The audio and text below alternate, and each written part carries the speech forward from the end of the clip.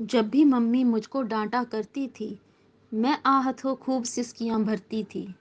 बात बात पर उनकी रोका टोकी से सच बतलाऊं मैं चिढ़ जाया करती थी।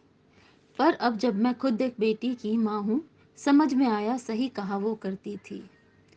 मैं रहती थी बंधन में, भाई था आज़ाद। मैं कॉलेज घर तक सीमित, वो घूमे दिन रात। वो जाता था सबके घर, मैं सीमित रहती अपने घर। रह रहकर मन में हरदम एक टीस सी उठा करती थी, मगर समझ अब आया कि वो ठीक किया सब करती थी। भाई खाता बाहर कुछ भी, मुझको हेल्दी फूड ही देती। बाद में ऐसे कौन खिलाए, बात बात पर यह कह देती।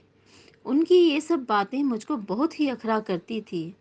पर अब समझ में आया कि वो दूर की सोचा करती थी, वो ठीक कहा सब करती थी। गली गली हम खेला करते, लेकिन जरा सी शाम के ढलते मुझे पुकारा करती थी।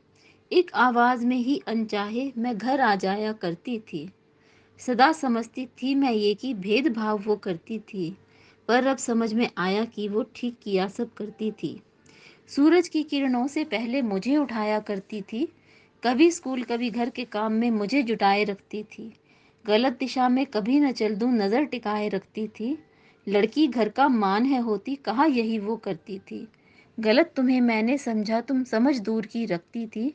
अब जाकर मैं समझी हूँ तुम सही कहा सब करती थी, तुम सही विचारा करती थी।